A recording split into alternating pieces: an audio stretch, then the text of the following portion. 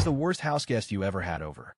Story 1. My half-sister. She and her brood moved in with my dad and stepmom. She's 48, married, and has 4 kids and a dog 25, 21, 16, and 14 years old, and is lazy as she doesn't do laundry, cook, clean, or even clean up her dog takes on the rug. All because she's a guest, my dad's house now smells and looks like an episode of Hoarders. I invited my dad and stepmom over for dinner a few days ago. They showed up, and less than a minute later my sister and her kids, just the 2 non in college, were on my front porch. She followed my dad to my house and decided she was having dinner with us. She then proceeded to call me a horrible cook, housekeeper, and parent. My house was critiqued by her, and while me, my family, and my house failed her standards test. Oh, and for bonus points, she decided to bring up my oldest son's medical condition, an ultra-rare, treatable condition, by saying if it was her kid, she wouldn't have been able to handle having a sick kid. She would have let them go instead of selfishly keeping them alive.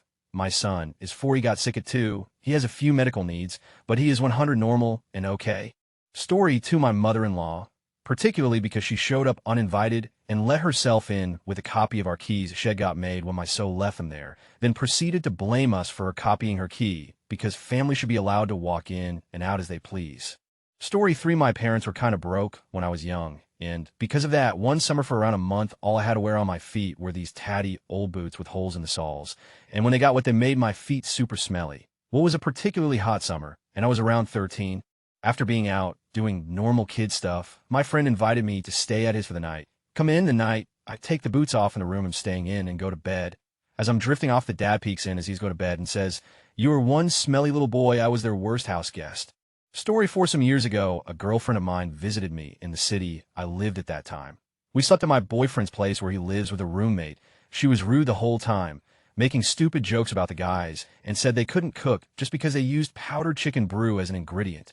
I escorted her to the rail station the next morning, but she forgot her phone charger, and we hadn't enough time RO get it before the train arrived. So my boyfriend rushed with his bicycle to bring it to us.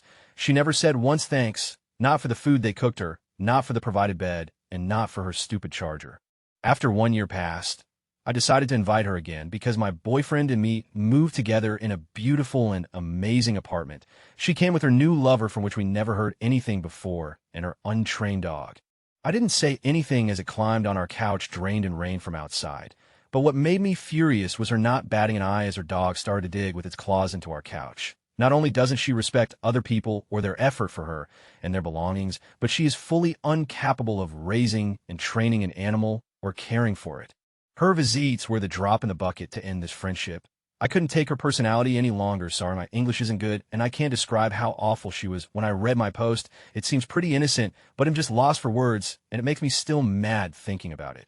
Story 5. Oh boy, this will be a long one. I'll put a nice TLDR. There was this guy I was friends with in high school, but he moved away between junior and senior year, and we more or less lost touch. Would still Skype every couple months or so, but that was pretty much the extent of it. Let's call him Theo. While I moved to Seattle for college.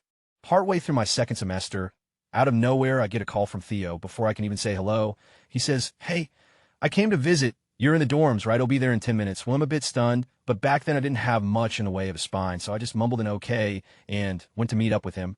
I don't even fully remember what we ended up doing that day. I think I showed him around, and we caught a bus into the city to go to the aquarium or something. I just remember that it was a little awkward seeing him unexpectedly after so long. But since we used to be close, I figured maybe he was just homesick and wanted to reconnect with someone familiar, since he had just gone off to college as well.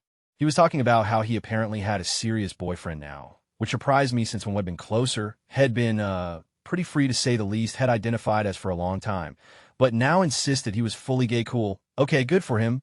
The day wears on, and he makes it clear he intends to stay with me since he can't afford a hotel and his car is too small to sleep in. All right, fine. I clear it with my doormate, and she's okay with it. I only have one set of bedding, and my roommate doesn't have extras, so I tell Theo he can crash on the floor and take the pillow and blanket, and he'll sleep on the actual bed and use my towel as a blanket. Well, about 15 minutes into this arrangement, and he's dramatically tossing and turning, groaning, and complaining about how the floor hurts his back. Meanwhile, I'm freezing because it's early March in Seattle and I don't have a blanket. He asks if he can crash in a bed with me, and mostly to shut him up, I say sure. I'm aware this probably seems extra weird, but our high school friend group was comprised mainly of those super touchy-feely goth scene kids. So that type of thing wasn't as unusual as it would be for most people. I still wasn't thrilled about it, though. He gets in bed, I start to drift off again, and then all of a sudden he's clearly trying to feel me up like 0 to 60 in 5 seconds. I shove him away and ask what he thinks he's doing. He says he thought I was coming on to him all day. I put the kibosh on that immediately and tell him if he pulls that again, he's sleeping on the floor. He pipes down for a minute, then wakes me up again to talk about how his boyfriend gave him herpes and whips his junk out to show me one of the lesions. At that point, I give up and I sleep on the floor. He gets the hint, praise be. The next morning, I wake up to Theo coming back into the room from the showers, wearing my towel and shower shoes, and telling me that he didn't like my shampoo because it's gritty. Turns out he used up most of the bottle of my expensive medicated face wash scrub, thinking it was shampoo for some reason. For some reason, that was the final straw, and I told him I was going to go get a cup of coffee and had better be gone when I got back. He thankfully was, but I discovered everything in my drawers had been messed with and rearranged. I had the foresight to bring my purse, wallet, and laptop with me, at least. Later that day, I get a text about how it hurt his feelings that I was so judgmental and unwelcoming. I kindly requested he lose my number. TLDR friend from high school comes to visit unannounced, claims he's now gay, demands to sleep in my bed, tries to hook up with me, shows me his active herpes outbreak, uses up my face wash. Apparently I'm a poor host. Story 6, I used to have a regular dinner get-together with a friend and her boyfriend on Sundays, alternating between her place and mine. When we went to her place, she'd be super about keeping the place clean, making us clean up before we left, which was fine, whatever. They'd come over to my place, and the two of them would be slobs, I guess, because we weren't as tidy as she was, so why bother? The worst offense being when she dropped a French fry and started grinding in the carpet with her foot. I told her to stop, and she just said, and whatever, the place is a mess anyways. Added bonus, that eventually she stopped having me over, because she didn't want to have to deal with cleaning. Story 7, not my house, but my car. I don't have many rules for passengers when I'm driving, but there are 2 I will never budge on. 1, wear your seatbelt. 2, do not smoke in my car. I just bought a car. It wasn't brand new, but I knew the previous and only owner, and I knew he was a car guy who took meticulous care of his cars inside and out. He wouldn't even sell me the car before he had given the engine a proper service. Within a week of getting the car, a friend asked for a lift to the train station. I knew he smoked, so as we walked to the car, I told him specifically to wait until we get to the station before he lights up a 10-minute ride at most. I back out of the parking spot, drive to the exit of the parking lot, and as I check my left-hand side for oncoming cars, I hear from my right the distinctive sound of a lighter sparking up. Dude could not even wait until we were out of the car park before he just had to have a cigarette. I ask him what he thinks he's doing, and he just looks at me and says, relax, it's not like it's a new car. Ended up walking to the train station. A friend stayed over after a night of partying, as we were in no state to drive. During the night, my flat got flooded. He watched me clean up the water for a couple of hours, with his feet up on the sofa, smoking my cigarettes. Then he has the audacity to tell me, bro, drop me home, am getting bored, walk home. My aunt and her brother, let's call him AB, came over to visit my family. He was notoriously cheap, like he brought a rice cooker to a public bathroom to use the water and electricity to cook rice cheap. Although he was a millionaire, he also been trying to set his daughters up with my brother, which is why he came over.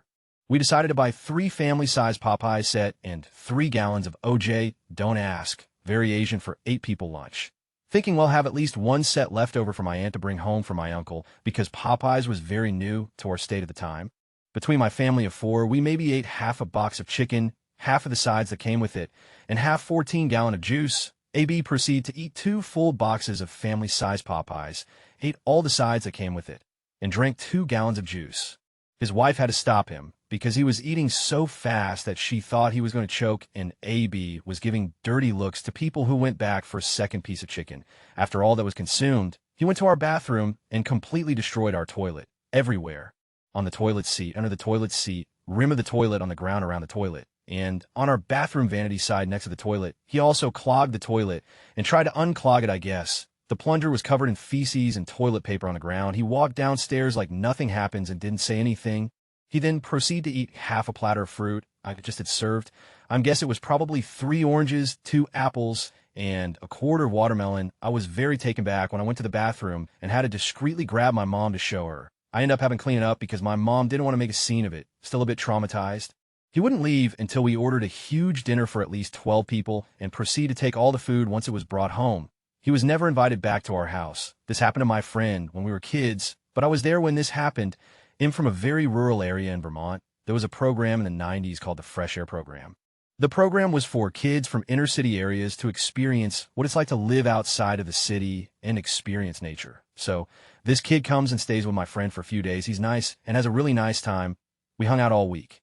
Then it's the day after he leaves, and my friend calls me to hang out. We live down the street from each other. So we're hanging out for a while. I use the bathroom. When I get in the bathroom, it smells terrible. I mean, like bad. So I said something to him about it. And he goes in there and is like, OMGTF, is that smell? We were the only ones there, so we knew it wasn't either of us. We look under the sink in the cabinet. Turns out the fresh air kid didn't know that toilet paper was supposed to be used and had been using their hand towels as TP for a week. So pretty much we found a cabinet with a week's worth of in it. We were like 8, but I will never forget that. Needless to say, his family did not sign up for that program again. TLDR, someone in the cabinet. Story 8, my in-laws. They're both inconsiderate slobs. FIL has to monopolize the TV 247, while MIL won't lift a finger to clean up after herself. Also, once she was making herself a sandwich, licked the mayonnaise off of her knife, which she then proceeded to stick in the mustard jar. Add to that Shell never offered to pay, meaning Shell never just say, I got this, put your money away. Shell instead asked with this weak tone in her voice, do you want me to pay for that? Because she knows if she asks that way my wife will say no. It annoys the out of both of us. Story 9, I was in kindergarten, and my brothers invited a friend over to play the newest Madden game. After they got done playing, the friend decided to go home, so my mom drove him. While he left, my brothers told my dad that our Madden game was missing. We spent a good time looking for it, but couldn't find it. My dad believed my brother's friend took it, so he went over to his house, and what do you know, he stole it. He was banned from the house, and the friendship ended. I never liked him TBH since I was too young to care about friendship. Story 10, my husband's mother. We haven't spoken to her in a few years. She was banished from every Catholic church within 100 miles of her home in SE, Michigan. She ended up going to a Korean church where nobody spoke English, so nobody dealt with her. She finally moved to Cincy and has been there since. She visited after I had my first daughter. She wouldn't leave. She stayed for 2 weeks. She thought she was helping by going to Dollar Tree and finding organizers and completely rearranging my kitchen. I still randomly find things where they do not belong from her makeover. I also will toss my now deceased uncle in the ring as well. He took an Amtrak from Cali to Michigan after his brother, my other uncle, died dead of winter, and it ended up taking 5 days for them to arrive. He was about 64 and no less than 650 pounds. He brought his equally large and smelly son with him. I figured they would be in town for about a week. No biggie, nope, they stayed at MY house for 10 days. Until my husband told them to shower or get the out. I had to throw away my recliner he had been sitting on. He broke the tie rod to my husband's car and the CV to my minivan. We told him to go rent a U-Haul pickup to drive because I couldn't handle it anymore. He ended up staying nearly a month in town, but after 10 days, my husband's grandfather died, and we had to go to Ohio for the funeral. So they had to leave. They stayed at my sister's house, and apparently they showered regularly, and she had no complaints. But her house also always smells of wet dog, and so... Story 11, my wife's 4 friends had stayed over after a party because they lived pretty far away. I was in the kitchen making coffee in the morning, and the friend's wife came up the basement stairs into the kitchen wearing nothing but her underwear. She didn't say anything to me. She just shuffled past and went back into the spare bedroom. I was curious what she was doing down there, so I went and I checked. It turns out in her drunken state, she couldn't find either one of the bathrooms upstairs on the main level, so she went into the basement and beneath the stairs all over the floor. When her husband came out of the bedroom, I told him that he had a mess to clean up and directed him to the basement so he could find his wife's surprise. That's when he decided to use our clean bath towels to smear her all over my basement floor. Then he just tossed the towels into the laundry tub. I never spoke to either one of them again. One good thing did come out of it, though. We now get to say the basement drunk as the top of the drunkenness meter. Banned. Story 12, my mother's sister. My parents and her went on a night out, came back, most of us were asleep. When we went to bed, she ended up having with my dad. Long story short, she's not a good house guest. Story 13, my now ex-husband and I rented a room to one of his co-workers. His co-worker never washed his hands, so there would be dirty handprints on every railing or door handle from the front door up to his room. He never showered. He would have a bath roughly once a week. This left my white tub a gray color with a black ring all around the top. He never flushed, so this left my white toilet a nasty brown color. The first time I saw the bathroom, after he had been there for a week or so, I cried. He smelled awful. He played hockey a couple times a week, but still would just have a bath about once a week. So it was very hard to be around him if he wanted to spend time out of his room.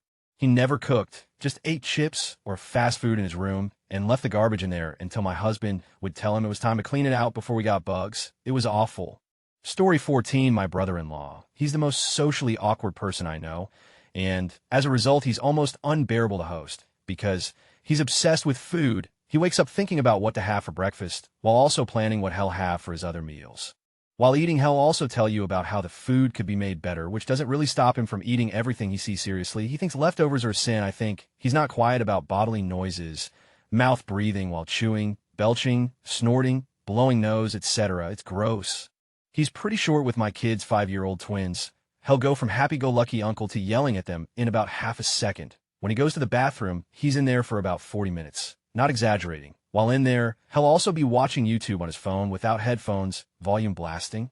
He falls asleep with all of the lights on, and his phone's still playing YouTube. He listens to music TV on his phone without headphones, regardless of what anyone else is doing. He makes regular commentary on what you're talking about. And if you're watching a movie, he'll constantly quote it and guffaw when he's right. Edited to add a few more. He's been known to make awkward comments about tension. He's 31 and never had a girlfriend. He's basically a nice guy. My least favorite thing, I think, is when he's standing close to you and is talking and is just blatantly picking his or has his hands on his nuts. I should also note that I love the guy, I really do, but he's so much work, Story 15, we allowed a friend of ours to stay the night once because he was down on his luck. He proceeds to invite his girlfriend over to stay the night without asking us, and they were laughing and being loud late into the night while I was trying to sleep. I had work early the next morning. Needless to say, he never came over again. Story 16, my husband's ex-coworker friend, he gave us a sob story about how he had nowhere to live, no car, money, etc. So we gave him our upstairs rent-free, a job, gave him access to our car and gave him groceries. Had been a roommate before and was amazing, but he found his new GF and raving with 18-year-olds at 26. He quit the job after we were close to firing him. Thank God, because they'd be working out of town and he'd share a room with someone and blast music and turn on all the lights until 3 a.m. We found out he stole his dad's credit card to go see an out-of-town rave for him and his GF. Didn't have a way there or back, just expected us to give him our car for the weekend. So after about a month of not doing anything to better his situation, we noticed this girl around more and more.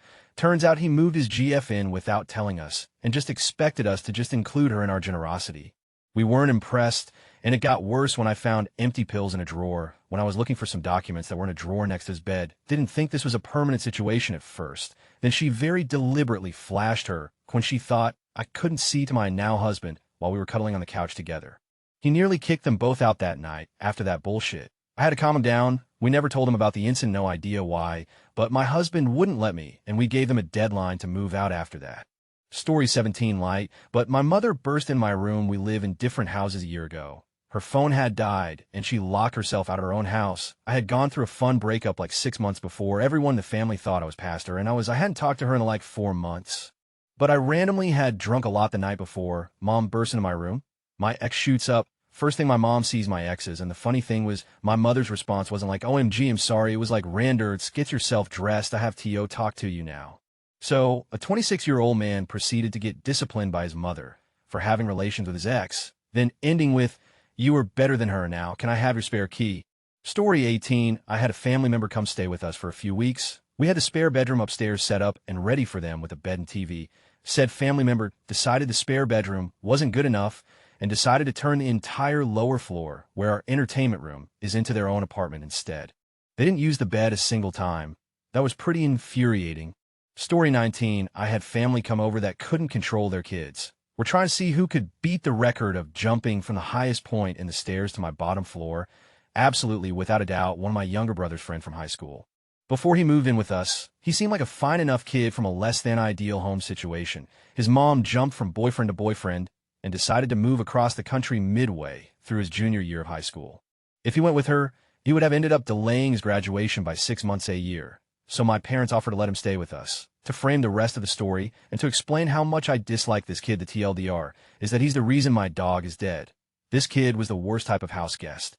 Incredibly possessive of his space, which he would basically bar whenever he was gone.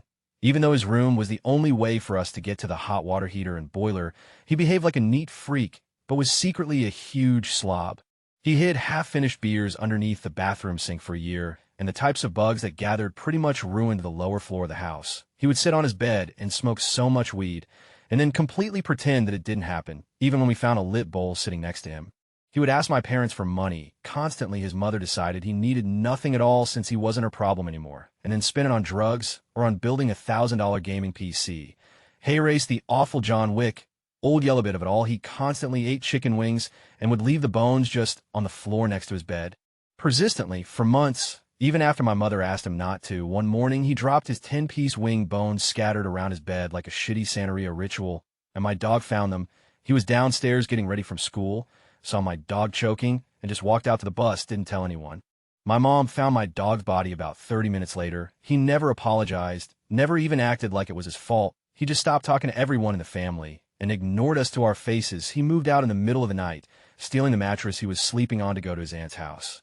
2 years later, we found him drunk sleeping on our porch, covered in his own vomit. When I told him he had to go right now, before someone found him, called the cops, he shouted "hate you" at me, threw up all over the floor in my shoes, took his vomit-wide jeans off on the deck, and wandered away. His name is basically a swear word in our house.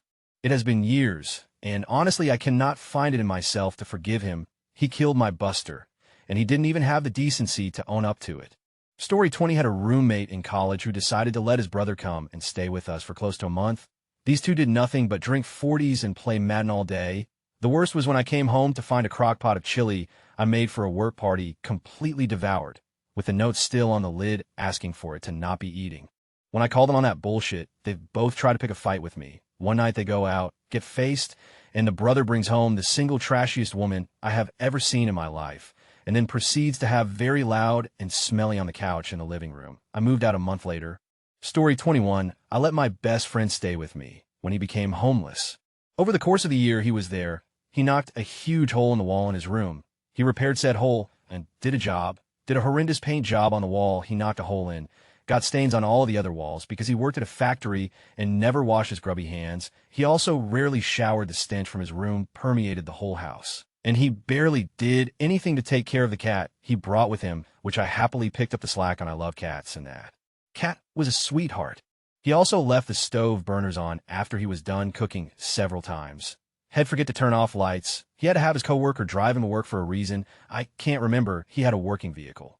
And most of the time, he couldn't even wake up for work on time. So his coworker would come knocking on the front door, waking me up earlier than I had to be up. Disclaimer, I don't mean to say this guy he was actually very kind and apologetic when he broke something or messed up, and he kept to himself most of the time. He was just really unlucky and forgetful. Story 22, late to the party, but I've got one. My in-laws live in a different state and decided to come stay with us for Thanksgiving. Despite my family inviting all of us to share Thanksgiving together, my parents lived less than a mile away. They insist we do our own Thanksgiving. Okay, cool.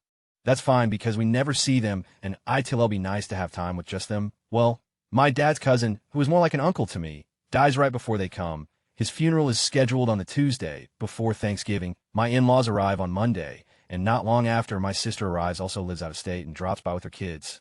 This turns out to be a big deal for the in-laws who request she leave. She obliges, but I'm thinking, WTF, it's not like she was going to stay long, and I didn't see the issue, but it is what it is. Next day is the funeral. In-laws act like it's a huge inconvenience.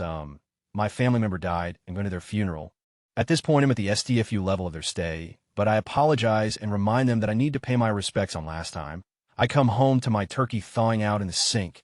Since we don't really have time to spend with them, they decided we had to do Thanksgiving a day early, so they could actually leave on Thursday, instead of Saturday like they had planned. I'm livid at this point, but I bite my tongue. Okay, we will have Thanksgiving a day early.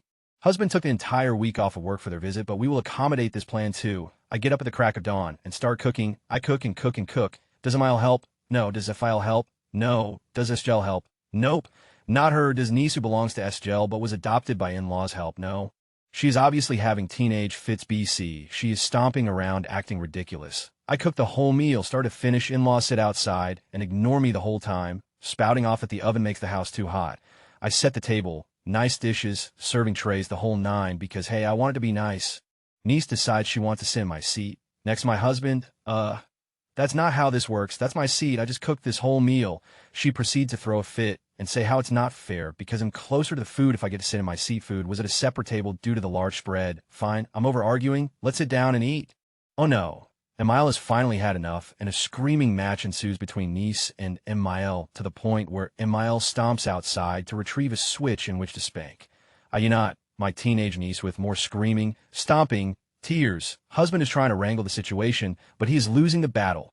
Finally, everyone sits, sniffling, angry and huffy, but they sit. I realize that not only have they been the whole time they've been at my home, they're ruining my Thanksgiving that I was forced to have a day early. So I make my plate and I say a prayer and I tell my kids we're going to go around the table and say one thing we were thankful for. When it gets to me, I look at them lined up across from me and I say I'm thankful that you all are leaving tomorrow. I didn't even bother getting out of bed the next morning to say goodbye, and I still resent that whole visit. I could go on and on about my in-laws, but I'm trying to move forward and not dwell. I just really don't have anything to do with them anymore. And we had a lovely Thanksgiving dinner with my family on Thanksgiving Day. So, also that ends well. My aunt was going to stay with us for a couple months and find a job in our area. She's been living here since early 2017 and only started looking for jobs in March of this year. And TBH, I'm not fully sure she's actually applying to them because she hasn't had a single interview. She had a mental breakdown this past winter and thought her phone was being tapped, and we were all secretly recording her around the house. If she saw you holding your phone or near a phone shed, rush out of the room.